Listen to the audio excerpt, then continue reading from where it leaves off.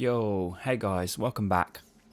So I got a comment on one of my videos regarding the neigh exercise, and I may have misinterpreted this a little bit, but it brought up an important topic in my mind, so I'm going to cover it. The comment was by Mystic, who we've had mentioned a couple of times, I think, before. He interacts on my channel a lot, which I appreciate. Great work, mate. Thank you so much. Can you think of one popular CMM song? Now, I don't know what CMM means. I assume he meant just contemporary music, but I might be wrong. That requires the male adult singer to go up in a scale in a similar way to these types of exercises, ? What I took from this was he was asking in regards to the particular quality of the sound. And what I gathered a little bit later on is he may have been talking about just the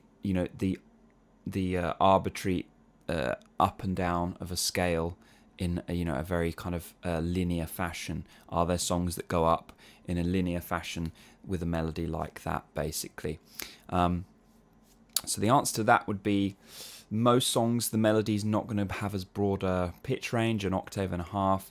Most pop songs will have a narrower pitch range, and the melodies will go up and down, but it tends to undulate more than it just goes like a scale would. But the issue I wanted to discuss today was this idea of how is the neigh applicable to singing? People ask this question, yeah, well, it sounds like a neigh. It doesn't really sound like singing. And it's a good question. How do we take these abstract functional sounds into singing? How are they applicable? How do those skills transfer over? If I'm using a sound in an exercise that I'm rarely, if ever, going to use in a song, why is it important? Why should I even bother? Obviously, critics of the functional approach are numerous, and they're out there. I'm not going to name names today, but we all know the names. So basically, the point I've got to get across is, within singing, you have two types of skills. You have specific skills and broad skills. When we're talking about specific skills, we are talking about skills that are only needed or required for that particular type of sound. Yeah? So if we're talking about head voice, we're talking about sounds that are the types of skills that would be specific to a legit type head voice, for example, would be the ability to be vulnerable. If we're talking about our emotional state, would be the ability to very finely control and coordinate those internal muscles in the larynx. There's a lot of detail in that type of coordination. Probably a little bit more detail than the strength you need for a more full voice type sound. Now, don't take that the wrong way. Full voice isn't brute force. There's a lot of detail involved, but I would say on average, full voice type sounds require more commitment, more guts, and legit type sounds require you to be more vulnerable and a little bit more, let's say, kind of delicate in your approach. Yeah, can't go in there with a jackhammer. Whereas with full voice, you've got to be aggressive, and you pretty much have to be, or it will not work. So that's just an example of specific skills. Yeah. Now, if we talk about broad skills, it's different. What I'm talking about when I am talking about broad skills is this. Across all vowels, across all types of sounds, there are certain skills you need. The ability to elongate, to stretch, and lengthen the vocal folds in order to go up and down in pitch. Now, that skill is universal, regardless of the sound you're making. So that would be a broad skill. Or we could also refer to these as micro skills and macro skills. We're talking about broad skills, we're talking about macro skills, skills that are, we're zooming out and we're thinking about the bigger picture, skills we need across all sounds universally.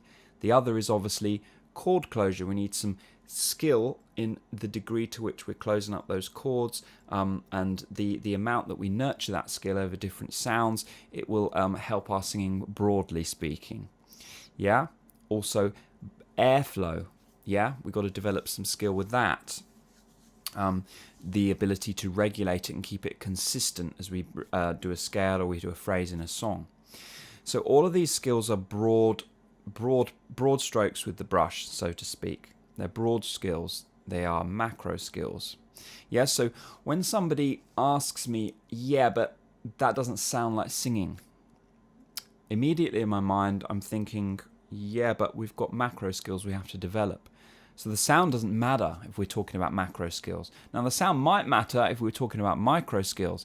If I'm saying, yeah, that legit sound, it's almost there, but there's a bit too much squeeze there. We need to back off a little bit, that squeeze. That would be referring to something that we need to adjust on a particular sound. Would be a micro skill.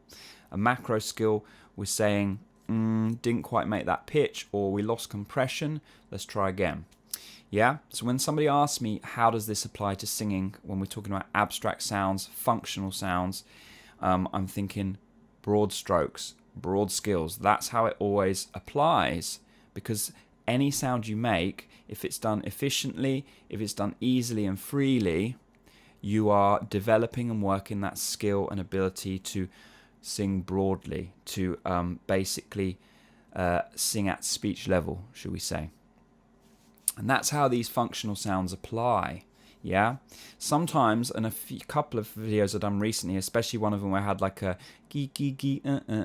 this kind of exercise. It's like, yeah, but it doesn't even sound like singing. And some exercises are even more functional to the point where if somebody heard you doing them, they're going to be like, what is he even doing? Yeah. The point is, we're just literally from an objective, functional perspective, mechanical perspective, if we're talking about broad skills, all we need to be really thinking is, how does it feel? Does it feel healthy and easy? Does it feel free? If the answer is yes, it could be a lot of different sounds, some of which are or are not applicable to singing. So what I'm trying to do here is help you to understand that you need to zoom in on details and zoom out and see the bigger picture. It's no good just thinking about everything in terms of, yeah, but how does this apply to my singing? In a broader context, when we've zoomed out, there's a lot of things that may apply to singing from a very functional perspective that aren't necessarily going to be artistically pleasing or, aesthetically what we desire as an end result. Anyway, zoom in, zoom out, micro, macro. This is what it's all got to be, guys. Yeah, you got to think a lot more nuanced in terms of how you approach this. Yeah, sometimes you would need to zoom in, sometimes you need to zoom out. And if you do that, and if you're able to do that and see things in a broader way like this, you'll be able to start picking out some of these issues in terms of when people talk about sounds that aren't applicable to singing or sounds that don't translate into singing, being able to understand, yeah, but Carl told me this and I understand now why. Yeah. Anyway, have a good day, guys. I'll see you soon. Bye. Thanks for watching this video, guys. If you want my help personally, you can book a one-on-one training session. Drop me a message. My email is in the description. And if you feel like this message was of value, then please feel free to make a donation equal to that value. Again, donation link is in the description. And finally, please share this video with other singers you know. Please subscribe to my channel if you haven't already. Give this video a thumbs up. And I will see you in another video. Bye.